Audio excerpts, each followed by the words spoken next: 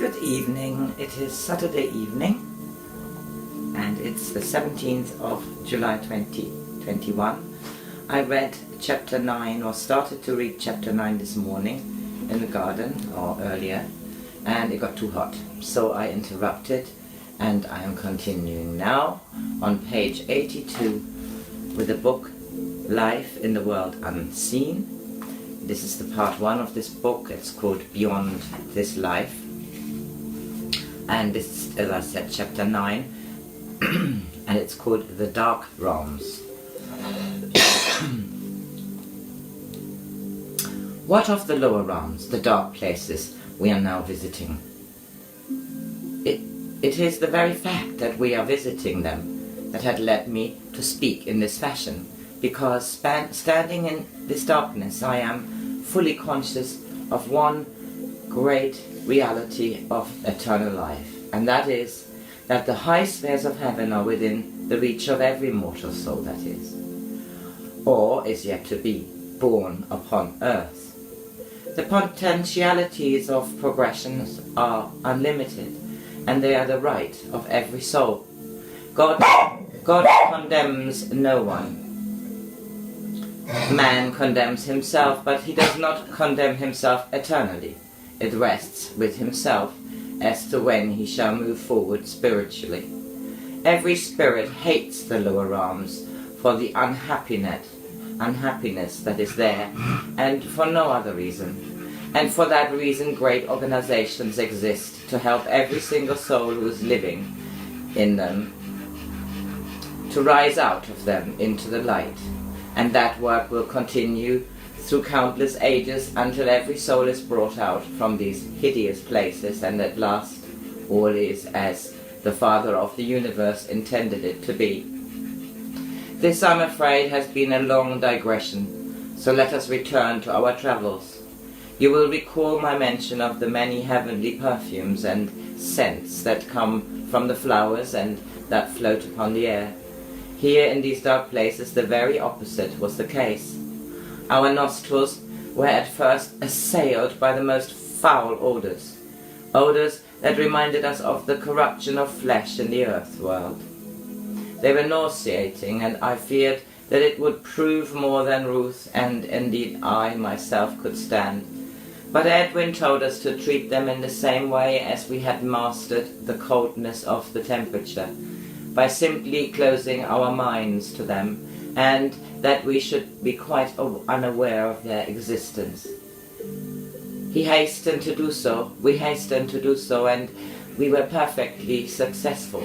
It is not only sanctity that has its odour. In our travels through our own realm, we can enjoy all the countless delights and beauties of it, together with the happy converse of its inhabitants. Here in these dark lands all is bleak and desolate.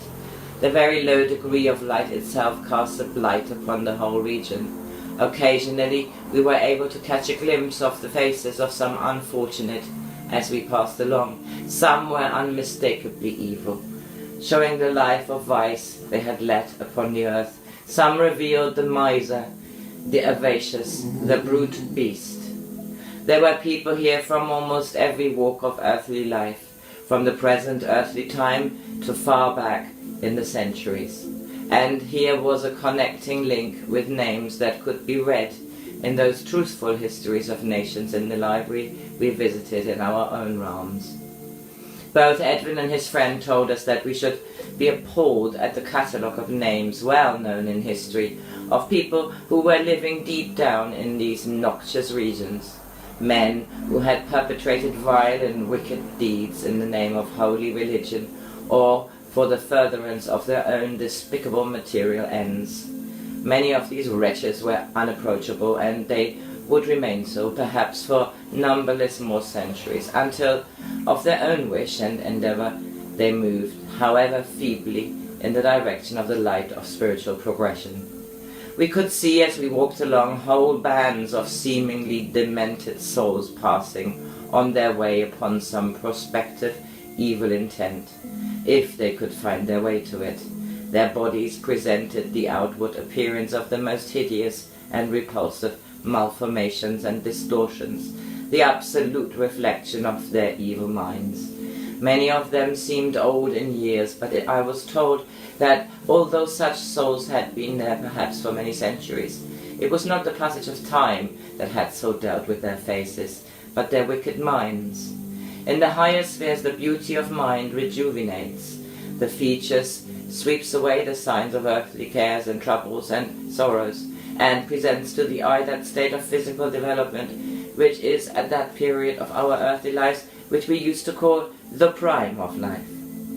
The multitudinous sounds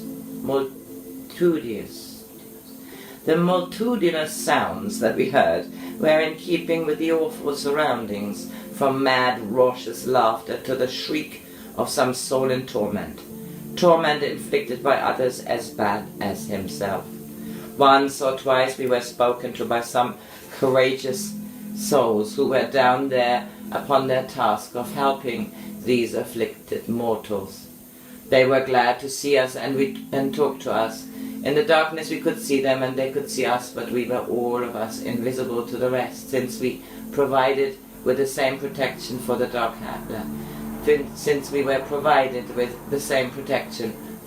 lands.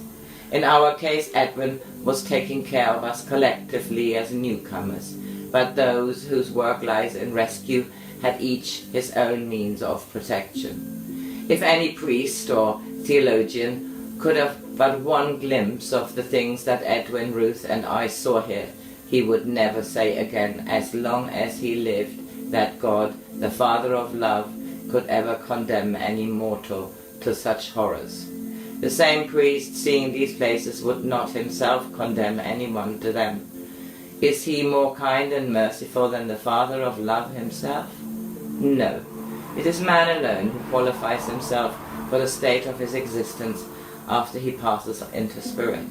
The more we saw of the dark lands, the more I realized how fantastic is the teaching of the Orthodox Church to which I belonged when on earth, that the place which is referred to as eternal hell is ruled over by a prince of darkness, whose sole aim is to get every soul into his clutches, and from whom there is no escape once a soul has entered his kingdom.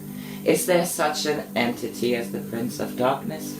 There might occasionally be one soul infinitely worse than all the others, perhaps it will be said, and such as he could be considered as the very king of evil. Edwin told us that there was no evidence whatever of such a personage. There were those from the upper spheres who had traversed every inch of the royal realms, and they had discovered no such thing, no such being. There were also those whose knowledge was prodigious, and who positively affirmed that the existence of such a person had no foundation in fact.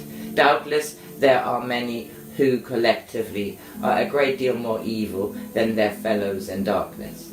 The idea that a king of evil exists whose direct function is to oppose the king of heaven is stupid. It is a primitive and even barbaric. The devil as a solitary individual does not exist, but an evil soul might be called a devil, and in that case there are many, many devils. It is this fraternity, according to the teachings of one Orthodox Church, that constitutes the sole element of spirit return. We can afford to laugh at the absurdities of such teachings. It is no novelty for some wondrous and illustrious spirit to be called a devil. We still retain our sense of humor, and it causes us very great amusement sometimes to hear some stupid priest, spiritually blind, professing to know about things of the spirit, of which, in reality, he is totally and completely ignorant.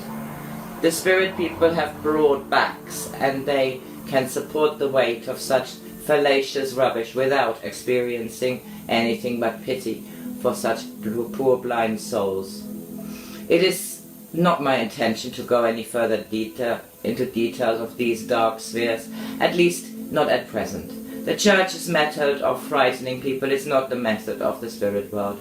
Rather would we dwell upon the beauties of the spirit world and try to show something of the glories that awaits every soul when his earthly life is ended. It remains with every single soul individually, whether this beautiful land shall be his lot sooner or whether it shall be later.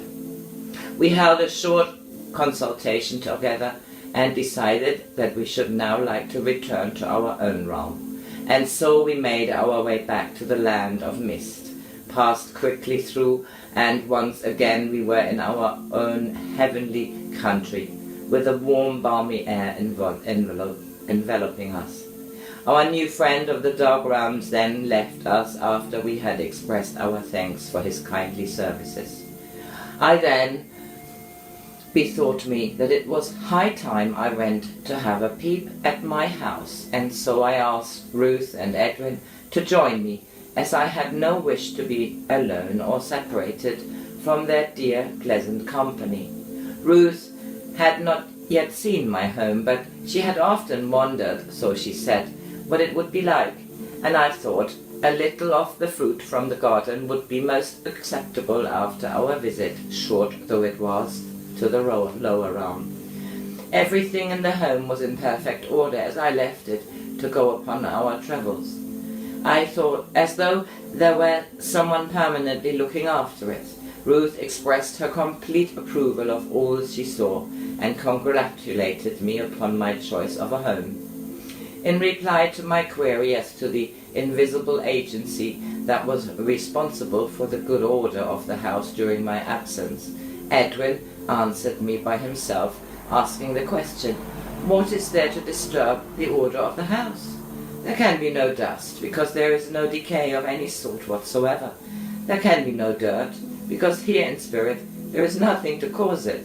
The household duties that are so very familiar and so very irksome on the earth planes are here non-existent. The necessity for providing the body with food was abandoned when we abandoned our physical body. The adornments of the home, such as the hangings and upholstery, do not ever need renewal because they do not perish. They endure until we wish to dispense with them for something else. And so what remains that might require attention? We have then but to walk out of our house, leaving all doors and windows open. Our houses have no locks upon them, and we can return when we wish, to find that everything is as we left it. We might find some difference, some improvement. We might discover, for instance, that some friend had called while we were away and had left some gift for us, some beautiful flowers perhaps, or some other token of kindness. Otherwise we shall find that our house bids us welcome itself and renews our feeling of being at home. Ruth had wandered all over the house by herself. We have no stupid formalities here, and I had asked her to make the whole house her own whenever she wished, and to do whatever she liked. The antique style of the architecture appealed to her artistic nature, and she reviled in the old wooden panelling and carvings, the latter being my own embellishments of the past ages. She eventually came to my small library and was interested to see my own works among the others upon the shelves. One book in particular she was attracted to and was actually perusing it when I entered. The title alone revealed much to her, she said, and then I could feel her sweet sympathy pouring out upon me, as she knew what was my great ambition, and she offered me all the help which she could give me in the future towards the realization of this ambition. As soon as she had completed her inspection of the house, we foregathered in the sitting room, and Ruth asked Edwin a question which I had been meaning to ask him myself for some time. Was there a sea somewhere? If there were lakes and streams, then perhaps was there an ocean? Edwin's answer filled her with joy. Of course there was a seaside, and a very beautiful one too. Ruth insisted upon being conducted there at once, and under Edwin's guidance we set forth. We soon walked along a beautiful stretch of open country, with the grass like green velvet carpet beneath our feet. There were no trees, but there were many fine chumps of healthy-looking shrubs, and of course plenty of flowers growing everywhere. At length we arrived at some rising ground, and we felt that the sea must be beyond it. A short walk brought us to the edge of the grassland, and then the most glorious panorama of ocean spread out before us. The view was simply magnificent. Never had I expected to behold such sea. Its colourings was the most perfect reflection of the blue sky above, but in addition it reflected a myriad rainbow tints in every little wavelet. The surface of the water was calm, but this calmness by no means implies that the water was lifeless. There's no such thing as lifeless or stagnant water here. From where we were, I could see islands of some considerable size in the distance. Islands that looked most attractive and most certainly should be visited. Beneath us was a fine stretch of beach, upon which we could see people seated at the water's edge, and there was no suggestion of overcrowding. And floating upon this superb sea, some close at hand, others standing a little way out, were the most beautiful boats, though I think I'm not doing them full justice by calling them mere boats. Ships would be more appropriate. I wondered who could own this fine vessel, and Edwin told us that we could own one ourselves if we so wished. Many of the owners lived upon them, having no other home but their boat. It made no difference. They could live always, for there is a perpetual summer. A short walk down a pleasant winding path brought us to a sandy seashore. Edwin informed us that it was a tideless ocean, and that at no place was it very deep by comparison with terrestrial seas. Storms of wind being impossible here, the water was always smooth, and in common with all water in these realms, it was of a pleasantly warm temperature that could occasion no feelings of cold or even chilliness to bathers. It was of course perfectly buoyant, possessed no single harmful element or characteristic, but it was on the contrary life-sustaining. To bathe in its waters was to experience a perfect manifestation of spiritual force. The sand upon which we were walking had none of the unpleasant features associated with the seashore of the earth plane. It was never tiring to walk on, although it had every appearance of sand as we had always known it, yet to the tread it was firm in consistency, although soft to the touch of the hand. In fact, this peculiar quality rendered it more like well-kept lawns to walk on, so closely did the grains hold together. We took some handfuls of the sand and allowed it to run through our fingers, and great was our surprise to find that it lacked every trace of grittiness, but seemed to the touch more akin to some smooth, soft powder. Yet, examining it closely, it was undeniably solid. It was one of the strangest phenomena we had met so far. Edwin said that was because we had, in this particular instance, carried out a more minute examination of what we were beholding than we had done hitherto in other things.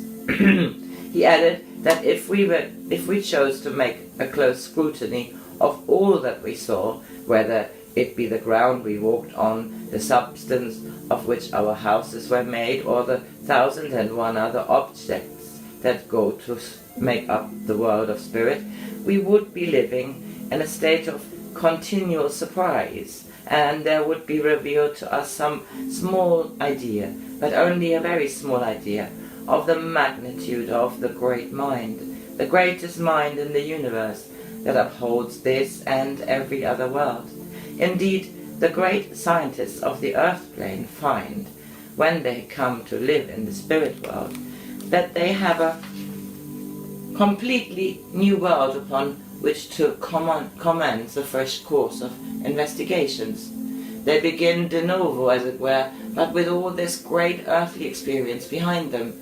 And what joy it brings them, in company with their scientific colleagues, to probe the mysteries of the spirit world, to collect their data, to compare their new knowledge with the old, to record for the benefit of others the results of their investigations and discoveries. And all through they have the unlimited resources of the spirit world upon which to draw, and joy is in their hearts. Our little experiment with the sand led us to place our hands in the sea. Ruth fully expected it to taste of salt, but it did not, much to her surprise. As far as I could observe, it had no taste at all. It was sea more by virtue of its great area and the characteristics of the adjacent land than anything else.